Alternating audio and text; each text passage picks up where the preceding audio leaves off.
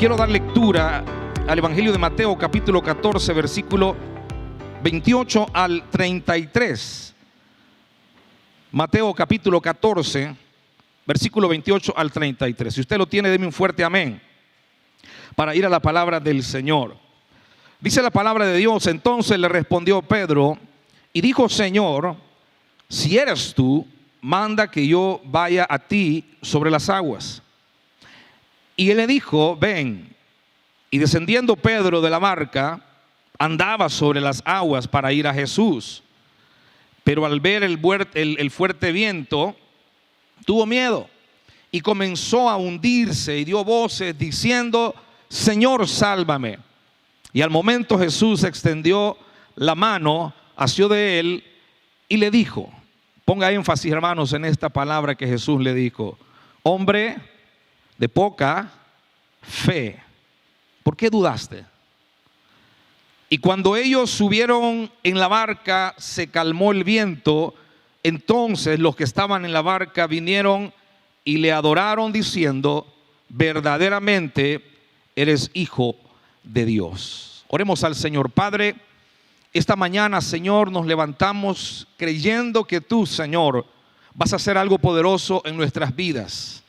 No dudamos, Señor, que aunque no podamos ver aquellas cosas que tanto anhelamos, pero que cuando activamos la palabra fe, nos damos cuenta, Señor, que la fe es la certeza de lo que se espera y la convicción de lo que no se ve.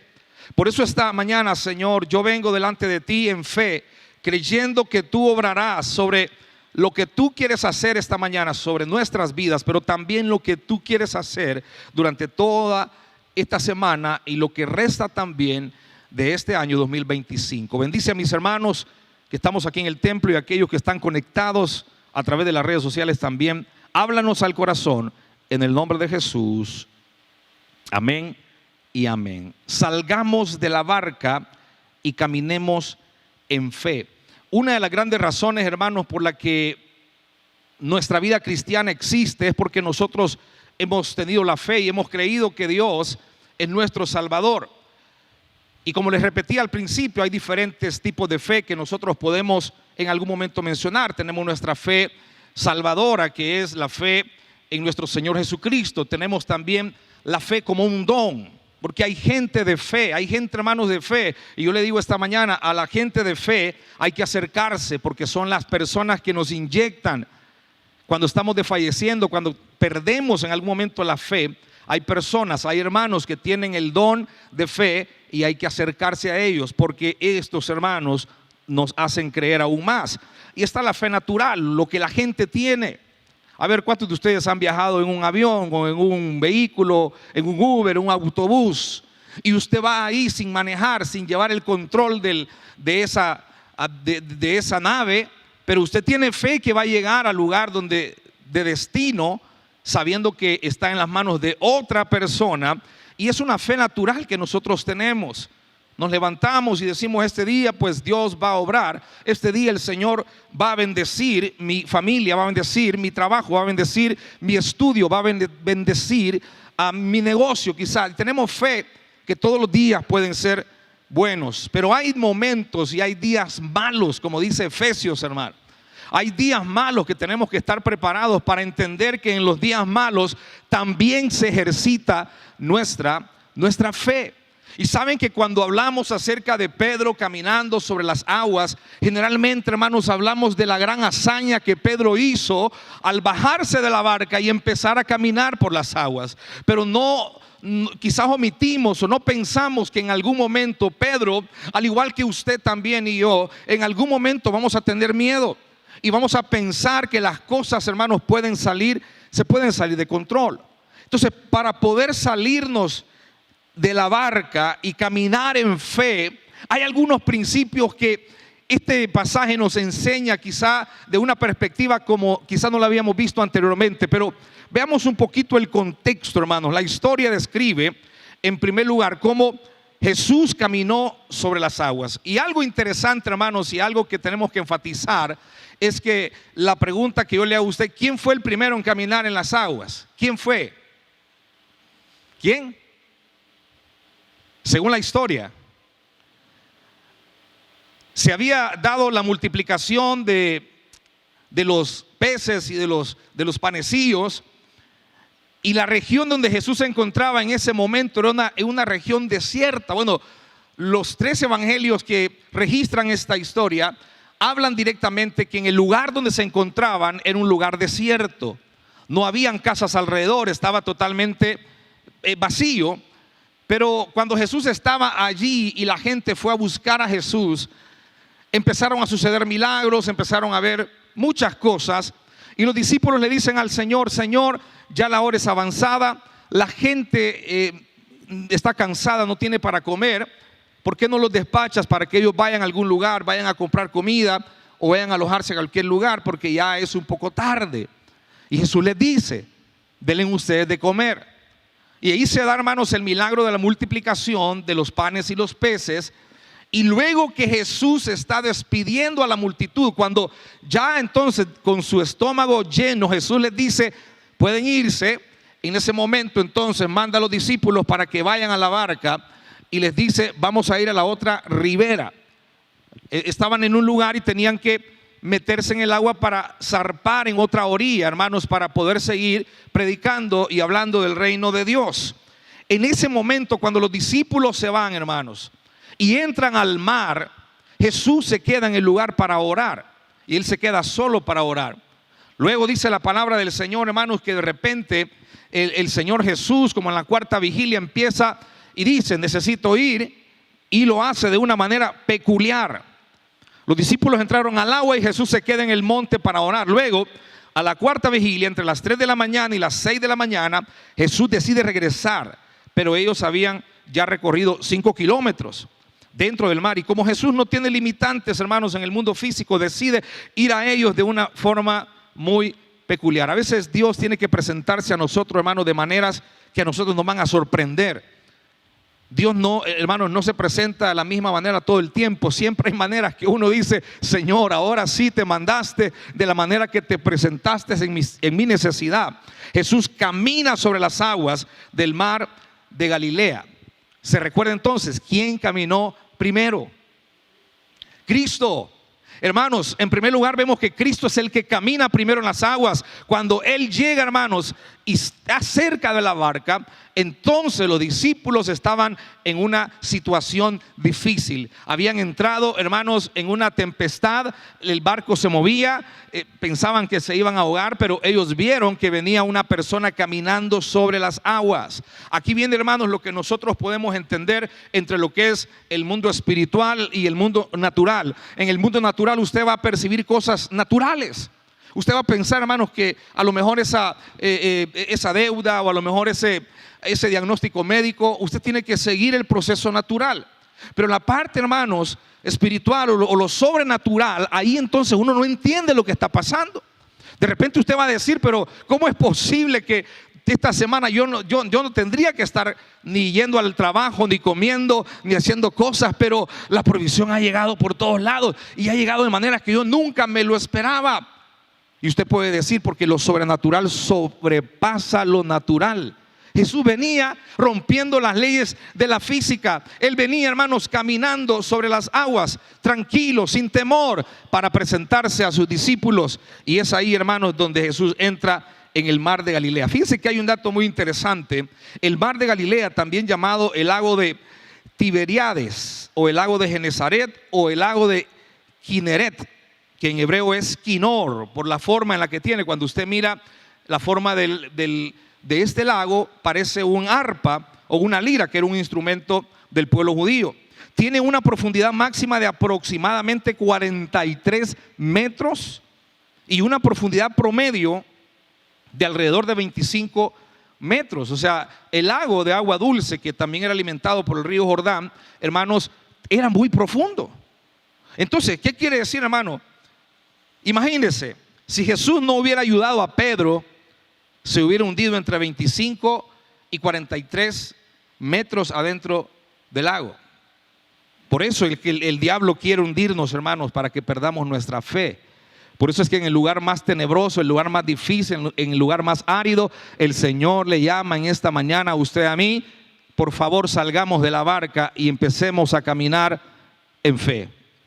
Veamos un poquito entonces, hermano, cómo Pedro, a pesar de que desarrolló una fe al instante, porque fue una fe, hermanos, al momento, él la desarrolló, él entendió que Jesús estaba allí y él le hizo la pregunta, pero él logró caminar en ese momento en las aguas, pero tuvo miedo, empezó a hundirse y posteriormente Jesús llegó para salvarle. 3 principios espirituales que yo quiero que usted y yo veamos esta mañana, hermanos, acerca de la historia donde Pedro camina sobre las aguas, decide hacerlo y empezar a caminar en fe. En primer lugar, hermanos, para caminar en fe debemos de tener la confianza plenamente en Jesús. Es que aquí, hermanos, la fe y la confianza se juntan de una manera tan importante. No podemos nosotros tener fe y empezar a desconfiar que Jesús ya tiene el control sobre su circunstancia. Por ejemplo, hermano, la palabra fe proviene del griego pistis. Por eso yo al principio pensaba que la palabra fe tenía que ver con pisto, ¿verdad? Porque el nombre en griego es pistis. Y esto significa confiar. Esto significa creencia, convicción, buena fe, doctrina, garantía, muestra, compromiso, fidelidad.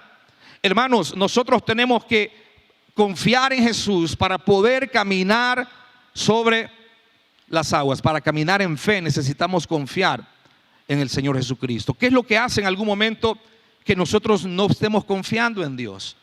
Miren, algo que me llama la atención es que Cristo fue el que le dijo a Pedro que viniera a él. Fíjense qué interesante. Pedro nunca dijo: Señor, allá voy, si tú eres, ayúdame. No, él preguntó primero. No es cierto, hermanos, que nosotros en la vida de repente vamos a tener un proyecto, algo que queremos hacer en fe. A ver, ¿cuántos alguna vez aquí han tenido la intención de hacer algo en fe, hermano? Han dicho: yo por fe lo voy a hacer, por fe me voy a tirar, por fe lo voy a desarrollar. Pero hermanos, ¿cuántos de los que estamos aquí hemos desarrollado algunas cosas por fe, pero no hemos consultado con Dios? Y lo hemos hecho, hermanos, con nuestras emociones. Y nos hemos dado, como dicen en la torre, porque cuando nos damos cuenta, hermano, no era tanto creer en algo que yo quería, sino más bien hacer algo que estaba dentro de mis caprichos y no algo que estaba avalado por Dios. Fíjense que Pedro tenía algo bien interesante, hermano, que increíblemente fue Cristo el que le dijo: ven. Pedro dice las siguientes palabras: Señor, le dijo, versículo 28, si eres tú, manda que yo vaya a ti sobre las aguas. ¿Qué le parece, hermanos? Este principio muy, pero muy importante para hoy en día. Si tú, Señor, eres quien me está llamando para ser misionero, sé tú el que me llames. Si tú quieres que yo haga este proyecto, este negocio, o que entre en este trabajo.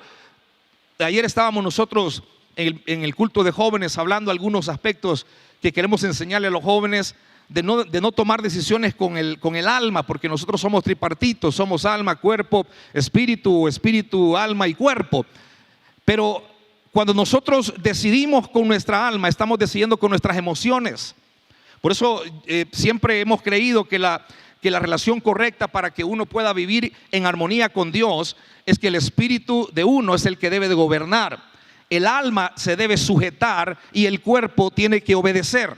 Esa es la relación más correcta, hermano. Cuando el espíritu gobierna su vida, es el espíritu el que se conecta con Dios, y toda decisión que usted toma, la toma a raíz de lo que también Dios le ha confirmado.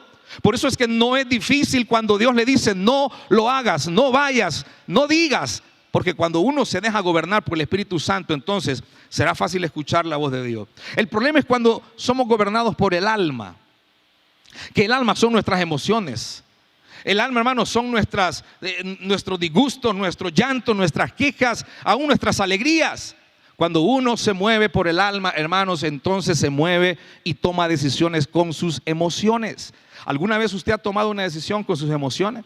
Y se emocionó tanto y dijo: sí, lo voy a agarrar, lo voy a hacer, lo voy a comprar, voy a hacer esto. Y de repente el Señor le ha dicho: no. Miren, algunos creen por ahí que una de las formas para poder entender cómo Dios está en el asunto, hermano, es que las cosas se vayan dando. Simplemente usted va a comprar un vehículo y usted no sabe si ese es el vehículo que necesita, usted no sabe si ese vehículo está malo, y usted dice, bueno, Señor, voy a hacer mi parte, voy a ir a verlo, vamos a ir a probarlo y vamos a estar negociando con la persona, pero quiero que hagas algo tú, Señor, quiero que tú me confirmes que ese es el vehículo que voy a comprar. Y luego, hermanos, hay diferentes topes, como le llamamos nosotros, y empiezan a pasar un montón de trabas, y uno dice, bueno, Señor, si de esta no salimos, entonces yo estoy consciente de que tú no quieres que compre ese vehículo. Y hermano, el que está siendo guiado por el Espíritu Santo, cuando el espíritu humano es el que gobierna, porque ahí está el Espíritu de Dios, entonces la decisión va a ser, no, mire, disculpe, ya no lo quiero. Pero si la emoción viene y dice, no, es que ya viste la pintura, no, viste el estéreo que tiene, suena bien rico, pero no sabe que el motor está a punto de fundirse. Y de repente mi emoción me hace comprarlo, y cuando yo compro y cuando yo actúo con mis decisiones, me doy cuenta que las situaciones, los resultados son totalmente fatales. Pedro le dijo, Señor, si eres tú, manda que yo vaya a ti sobre las aguas. Y Jesús le dijo, ven. Así que cuando nosotros estamos seguros, hermanos, que Dios es quien nos está diciendo, vamos, hazlo, métete, si yo te lo prometí, yo te lo voy a dar. No tengas temor, no esperes que sea en tu tiempo, tiene que ser en mi tiempo, pero dale, vete, métete y prepárate. Miren, interesante. No solo Cristo le dijo a Pedro que fuera a él, y no solo para que pudiera andar sobre el agua y así conocer el poder de Dios, sino para que conociera su propia debilidad. Pregunto, hermano, ¿Jesús ya sabía que Pedro le iba a dudar? ¿Verdad que sí? Ahora la pregunta a usted, ¿ya sabe Dios que a lo que usted le ha pedido, lo que Dios le ha prometido, ya sabe que usted va a dudar? Porque algunos quizás esta mañana estarán dudando de algo que ya tienen rato de estar pidiendo a Dios, o una promesa que se le ha dado, pero alguien dirá, pero yo tengo ratos, yo ya dejé de creer. Y el punto aquí, hermanos, es, hombre de poca fe, ¿por qué dudaste? Cuando uno está, hermanos, en el ámbito del matrimonio, y uno sabe que cuando el hombre tiene la razón en algo, que son pocas veces que sucede, pero cuando llega ese momento, hermanos, uno en algún momento puede reconocer y puede decir, o uno le dice a la esposa, bueno, decilo, ¿tenía razón o no tenía razón? A veces uno le dice al cónyuge, ¿por qué dudaste? Cuando te dije, vamos a hacer este paso de fe, vamos a hacer esto que Dios nos está pidiendo. Generalmente tiene que ser la cabeza donde Dios llame para hacer un proyecto, y de repente, hermanos, las cosas no se dan. Entonces alguien de los dos, o sobre todo quizás la esposa, le puede decir, mira, cariño, yo quizás no estoy segura, no veo que realmente sea para nosotros. Pero el hombre le puede decir, no, pero Dios ya me lo dijo. Si no, veamos el caso de Abraham, hermanos, con Sara.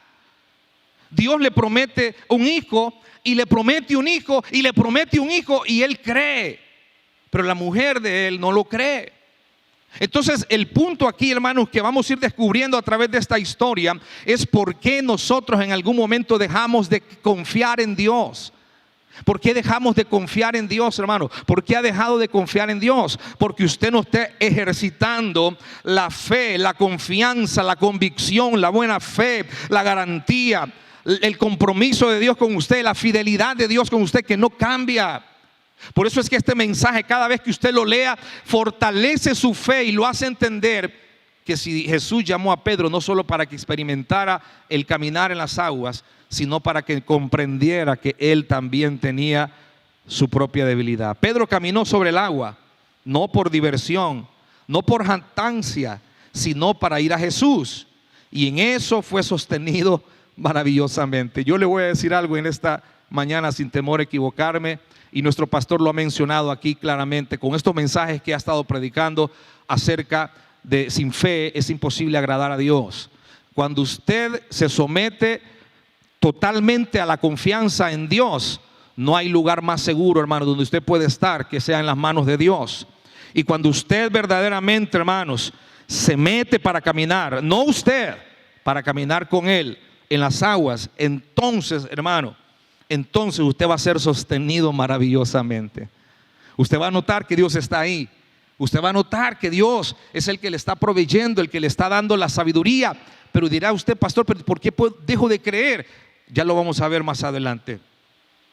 Entonces entendamos, hermanos, que Pedro no decide bajarse de la barca, sino hasta corroborar que Jesús se lo pide. Esto me lleva a pensar que bajarnos de la barca, debemos primero asegurarnos que quien nos está llamando es el Señor. Hay que discernir entre tener fe y hacer una total locura, porque hay gente, hermanos, que no se deja guiar y hacen locuras. Pedro le pregunta a Jesús si debe caminar sobre el agua, ilustrando la importancia de oír la voz de Dios antes de asumir riesgos. El enfoque está en la obediencia. Si Dios le ha prometido que lo va a bendecir, hermanos, usted tiene que creer. Mire qué interesante. Hay cosas que uno tiene que obedecer que son para el beneficio de uno mismo. Si Dios le dice, cree, porque al que cree todo lo es posible, cree y yo te voy a bendecir. Usted tiene que obedecer y decir, amén, si Dios ya me dijo, lo voy a creer. Pero ¿por qué entonces entra desconfianza, hermano? ¿Por qué ha desconfiado en estos días del Señor? ¿Por qué ha desconfiado que si Dios ya le dijo que lo va a sanar o la va a sanar? ¿Por qué sigue desconfiando y pensando que el médico le ha dicho otra cosa y le ha dicho usted va para mal en peor? ¿Por qué ha tenido esa desconfianza? Pregúntese en esta mañana. Así que una vez que nosotros sepamos que Jesús nos está llamando a dar el salto de fe. El salto de fe, hermanos, básicamente es como tirarse desde un peñasco y saber que el Señor lo va a sostener. Aquella famosa imagen de la palabra fe, donde una persona va caminando y cada vez que pone su pie lo pone sobre la palabra fe. Es prácticamente cerrar sus ojos, empezar a caminar. Y hay cosas que son naturales, pero el Señor quiere llevarlo, hermanos, a lo sobrenatural. Dios no quiere dejar de bendecir lo que usted hace. Dios no quiere dejar de bendecir, hermanos, lo que usted emprende. Dios no quiere permitirle que usted y yo nos sintamos como que no podemos hacer algo, pero dentro de lo que nosotros hacemos, Dios entra, hermano, en lo que no podemos hacer. Y ahí se activa la fe. Cuando Él nos llama para dar el salto de fe, entonces es el momento, hermano, de bajarse de la barca y caminar con confianza que Jesús no nos dejará solos. ¿Cuántos dicen amén? Amén, amén.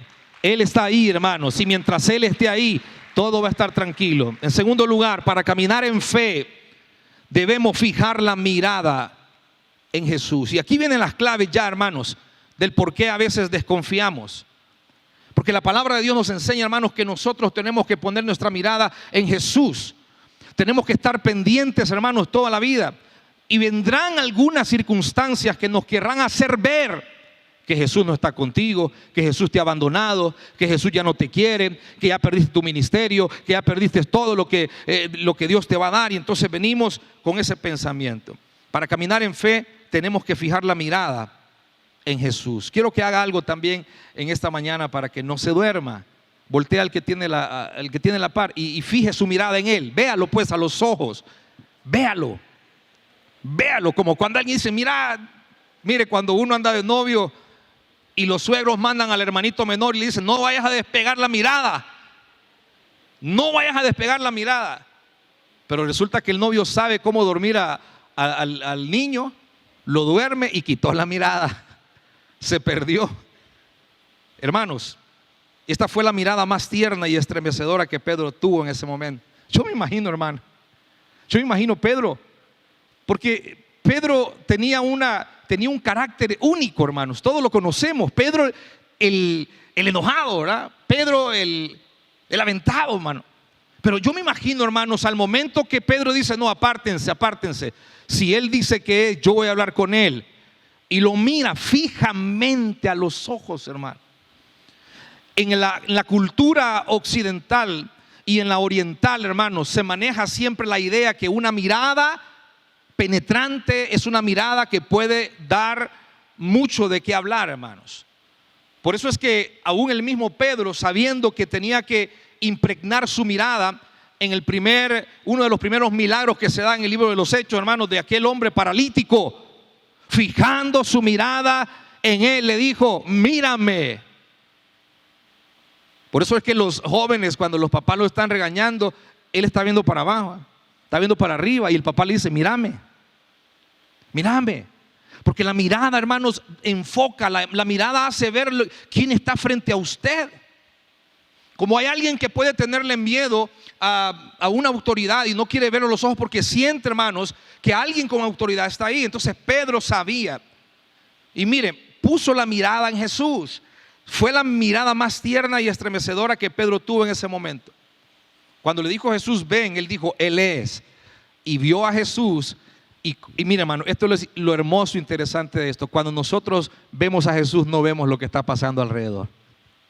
Cuando usted viene a la casa de Dios y viene y mira a Jesús, mira el poder de Dios, usted no ve lo que está pasando alrededor. Usted no está preocupado por el teléfono, usted no está preocupado por lo que va a pasar o le están llamando. No está preocupado. Porque cuando usted pone su mirada en Jesús, a usted no le distraen las cosas que están alrededor. Usted está enfocado, usted sabe a quién está viendo, usted sabe en quién está confiando. Los discípulos pensaron que era un fantasma, dieron voces de miedo. Porque ellos tenían temor, hermanos. Era un lugar tenebroso, era en la madrugada, era una hora muy difícil. El viento, el mar embravecido, era una escena de terror, hermano. Nunca habían visto a alguien caminar en las aguas y ver a un hombre caminar. De repente les tuvo pavor, porque el mundo natural, vuelvo y repito, hermano, siempre va a esperar las cosas naturales. Quizás esperaron que Jesús viniera nadando. Quizás esperaron que agarrara otra barca pequeña, prestada, y se acercara a ellos. Pero no, Jesús dice, voy a caminar. Es que nosotros somos los que hacemos planes en esta tierra, hermano, y hacemos nuestros propios pensamientos, pero Jesús puede transformarlos en un momento. Dios puede cambiar sus planes como usted no se imagina. A veces nosotros decimos, Dios cambió todos mis planes y ahora he recibido la bendición de Dios. Ellos dieron voces porque ya era oscuro, el mar agitado. Jesús le respondan. Eso es lo que siempre Jesús nos dice, hermano, y lo que Cristo le dice esta mañana a usted. No tenga miedo. No tenga miedo. Yo soy, dijo el Señor. La mirada en Jesús nos ayudará a mantener nuestro enfoque y nuestra fe se mantendrá activa. Porque ahí se da el caso, hermano, que mucha gente ha perdido su fe. Mucha gente ha perdido su fe. Y no solamente la fe salvadora, no solamente la fe de creer que Jesús es su Salvador, sino hay muchos que han perdido su fe y dicen, no, ya, ¿para qué? Si de todas formas, mira, fulano se me murió, el trabajo me lo quitaron, yo creí, pero no pasó nada. Y el pastor una vez mencionó aquí en este lugar y dijo, muchas veces creemos que Dios no nos contesta y posiblemente Dios ya nos contestó. Lo que pasa, dijo el pastor, es que nos contestó con un no. O con algo que no era lo que nosotros queríamos. Pero que Dios responde, Dios responde. Hebreos 12:2 declara, fijemos la mirada en Jesús, el autor y el consumador de la fe. Hermano, no vea para su alrededor. No vea los problemas, no vea las circunstancias, no vea lo que está pasando, hermano. ¿Sabe por qué mucha gente se va del evangelio? Porque observa demasiado y quita su mirada del Señor. ¿Sabe por qué la gente a veces pierde sus ministerios? Porque ve, hermano, lo que sucede alrededor. Mira lo atractivo que hay afuera y prefiere las cosas de afuera y pierde las cosas de adentro. Tenemos que estar enfocados viéndolo para no hundirse. Pedro necesitaba urgentemente mirar al Señor Jesús. Y para que usted, hermanos, no se hunda, para que usted no caiga en el hoyo de desesperación, usted lo que necesita es mirar fijamente al Señor Jesús. Si usted ha dejado de ver al Señor Jesús, hermano, el Señor le invita en esta mañana, vuelva nuevamente su mirada, vuelva su mirada nuevamente a Él y vea lo que Dios es capaz de hacer en su vida. Mire, Moisés también puso su mirada en el Señor. En Hebreos 11:27, por la fe dejó a Egipto, no temiendo la ira del rey. Porque el problema, hermanos, es que cuando detenemos a ver lo que va a suceder, cuando vemos a Cristo, eso nos puede hacer retroceder. Por la fe dejó a Egipto, no temiendo la ira del rey, porque se sostuvo, ¿cómo, hermano? Como viendo al invisible. ¿Cuántos de nosotros nos hemos sostenido por la gracia de Dios como viendo al invisible? ¿Cuántos de nosotros hemos estado, hermanos, aquí? Y alguien podrá decir, hermano, usted no sabe lo duro que ha sido poder mantenerme este año aquí en la casa de Dios. Yo estoy aquí porque he decidido fijar mi mirada en Cristo Jesús y no volver atrás ni a ningún lado. ¿Qué es poner la mirada en Jesús? No dejar, hermanos, amedrentarnos por los problemas de alrededor. Cuando dejamos de mirar a Cristo para mirar la grandeza de otros y para empezar a reclamar en algún momento y decir: mira, Señor, cómo bendices a aquel y a mí no me das nada. Dejamos de ver a Cristo. Hermano, yo siempre he creído algo, que las bendiciones que Dios le da a cada uno de sus hijos son únicas. Y si usted lo cree, diga un fuerte amén. Usted no esté anhelando las bendiciones de otros, porque las bendiciones que Dios le va a dar a usted solamente son para usted, para nadie más. Entonces usted mira la bendición de su hermano y dice: ay, yo quisiera tener eso. Y Dios dice: no, es que yo tengo algo mejor para vos, espérate. Hermano, eso es poner la mirada en Jesús. Cuando dejamos de ver lo demás, cuando dejamos, hermanos, de enfocarnos en cosas que no nos acercan al Señor. Cada vez que quiera perder su fe, hermano, mire al cielo y diga: por fe lo voy a lograr, y por nada del mundo quitaré mi mirada del Señor Jesucristo. Ponga su mirada solamente en Él, hermano. Usted puede confiar en cualquier otra persona, usted puede confiar en alguna institución, usted puede confiar en cualquiera, pero el consejo bíblico esta mañana es: pongamos la mirada en el autor y consumador de la fe. Y número 3, hermano, para caminar en fe no debemos dudar. La duda es uno de los problemas más grandes que los creyentes tenemos hoy en día. Porque el que empieza a dudar, hermanos, empieza a dejar de confiar. El que empieza a dudar, hermanos, empieza a quitar su mirada de Jesús. Y yo he visto gente que dice: pues yo ya oré al Señor y no pasó nada, así que hoy me toca a mí ir a hacer las cosas. Y salen corriendo y dicen: yo lo voy a resolver, yo voy al banco, yo voy a la corte, yo me voy a defender, yo voy a buscar abogado, yo voy a hacer lo que tenga que hacer para salir de esta situación.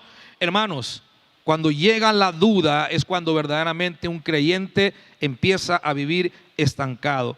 Acá es donde vienen los problemas. En este punto es donde Pedro, hermanos, se desvía totalmente de lo glorioso que estaba viviendo en ese momento. Siempre Satanás, hermanos, va a buscar un punto en el cual nosotros estamos viviendo una buena temporada espiritual para apartarnos la mirada, para quitarnos la mirada.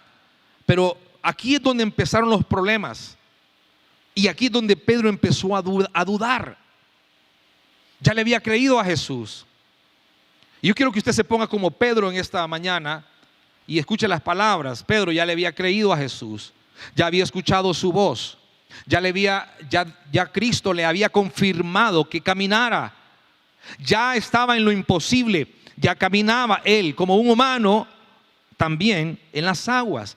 Ya estaba en el lugar correcto. Pero ahí empezó la duda. ¿Qué lo hace dudar a usted, hermano? ¿Qué hizo dudar a Pedro? Lo dice el texto, hermano. Lo dice el texto. Y dice entonces que, versículo 30, pero al ver el fuerte viento, él tuvo miedo. Y este es uno de los puntos importantes, hermanos, que nosotros podemos destacar en esta parte de este sermón. Dudar, hermanos, del griego distazo, es no estar seguro de algo.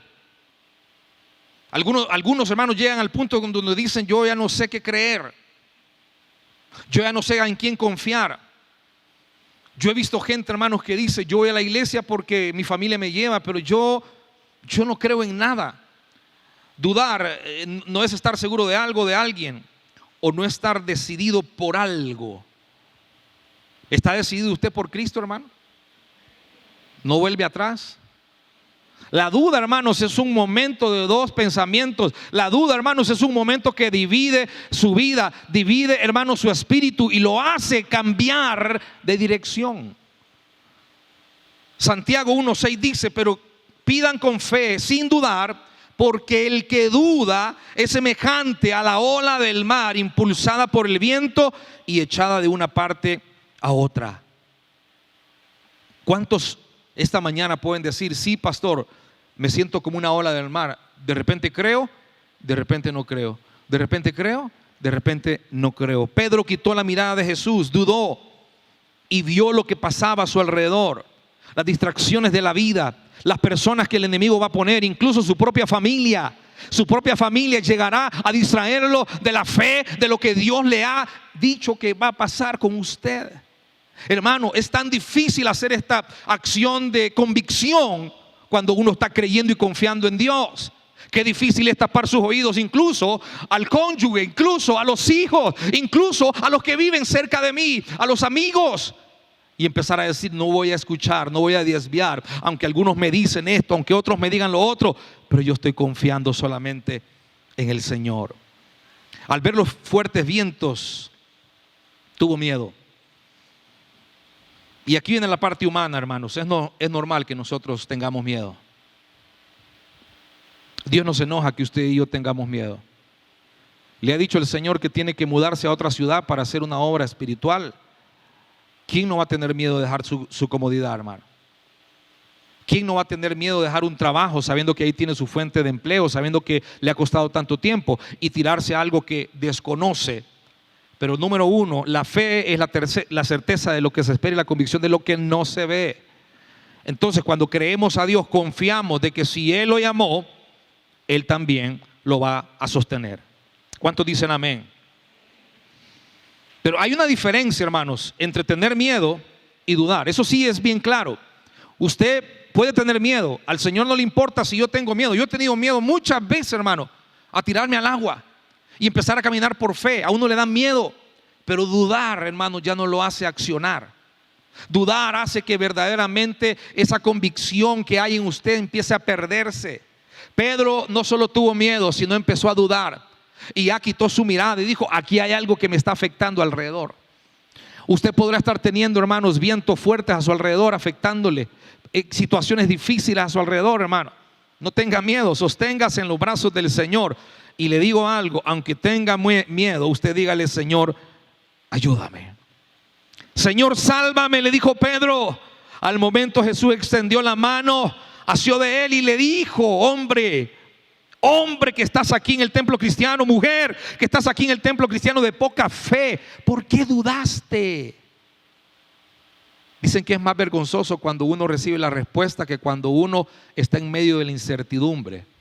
Porque en la incertidumbre usted empieza a quejarse, usted empieza a hablar en mal, usted empieza a decir cosas que no son correctas. Pero cuando da la respuesta del Señor, uno le da tanta pena, hermano, que uno le quiere decir al Señor, discúlpame, Señor, porque dudé en algún momento.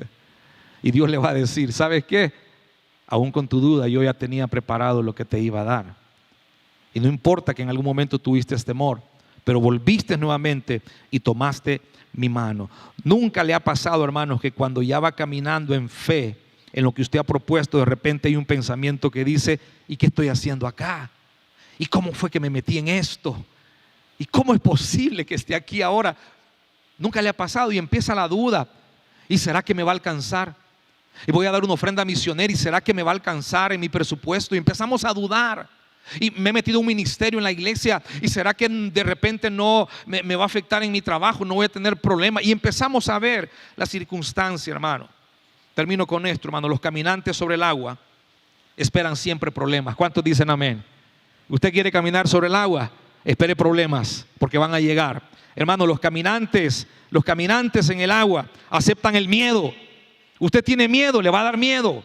Se va a sentir, hermanos, amedrentado, pero usted va a seguir caminando. Mire, los caminantes, hermanos, sobre el agua aceptan el miedo como precio del crecimiento. Ven el fracaso como una oportunidad. Pedro aprendió la lección.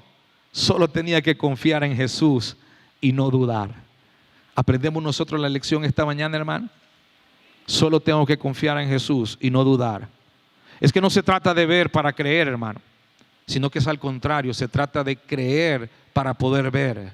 Porque aunque usted y yo no estemos viendo las circunstancias, el Señor, Dios Todopoderoso, tiene control. Y yo le aseguro que en la fecha de los hombres quizás no existe una fecha exacta para que usted reciba lo que Dios va a dar en su vida. Pero en la fecha de Dios, hermano, ya está listo ese milagro que Dios tiene para cada uno de nosotros. Solo tenemos que aprender a esperar. Y hermanos, es tiempo de bajarnos de la barca y empezar a caminar sobre las aguas. ¿Por qué no cierra sus ojos un momento y le dice: Señor, gracias? Gracias, Señor, te damos en esta mañana. Señor, hemos estado recibiendo una inyección de fe en estos domingos en labios de tu siervo, nuestro pastor Orlando Flores. Tu palabra declara, Señor, que sin fe es imposible agradarte. Los ejemplos que hemos visto también en la Biblia de aquellos hombres que menciona Hebreos capítulo 11, Señor. Enoc, Noé. Ahora, Señor, podemos ver a un hombre que te creyó por instantes, por pequeños minutos quizá, pero logró lo que muchos no habían logrado, Señor. Logró hacer de lo imposible algo posible. Pedro caminó sobre las aguas. Pedro tenía la valentía de poder decir: si el Señor lo dijo, Él lo hará. Si Dios manda, hay que hacerlo. Pero en esta mañana, Señor, yo quiero pedirte por cada uno de mis hermanos aquí, Señor, en este lugar, para que reactive su fe nuevamente, Señor. Para que aquellos, Señor, que se mantienen en la barca sabiendo que es el lugar seguro. Los demás discípulos, Señor, estuvieron ahí sentados y dijeron: no, yo no voy a ser loco, yo no me voy a tirar al mar. El mar está embravecido. Pero hubo alguien que dijo: yo quiero experimentar si verdaderamente el poder de Dios es real. Pero nadie que no se atreva a creerle a Dios va a ver un milagro si no se tira al agua para ver si el Señor lo hace caminar. Señor, esta mañana nos presentamos delante de ti, Señor. Primero con corazones quebrantados, corazones llenos de miedo, Señor, pero creyéndote a ti, Señor, creyendo que todo es posible si podemos creer. Todo es posible si podemos creer. Dígale al Señor estas palabras: todo es posible. Muchas gracias por haber estado siguiéndonos en las diferentes plataformas digitales donde transmitimos. Ha sido un precioso momento el servicio que hemos celebrado delante del Señor, edificando la vida de cada uno de nosotros. Y este es un momento muy importante. Deseo invitarles a que abran su corazón y reciban al Señor Jesucristo como su único y suficiente Salvador personal. Si está de acuerdo con hacerlo, repita esta oración después de mí. Señor, te entrego mi vida a esta hora. Reconozco que soy pecador y que solamente en ti encontraré el perdón. Lávame con tu sangre en este mismo momento y conforme a tu palabra, escríbeme en el libro de la vida. En el nombre de Jesús. Amén. Si hizo esta oración, bienvenido a la familia de Dios. Es importante que busque una iglesia donde congregarse para poder crecer en su vida espiritual. Desde luego, les ofrezco la iglesia que yo presido, Templo Cristiano de las Asambleas de Dios. Nos veremos en una próxima oportunidad. Que Dios los bendiga.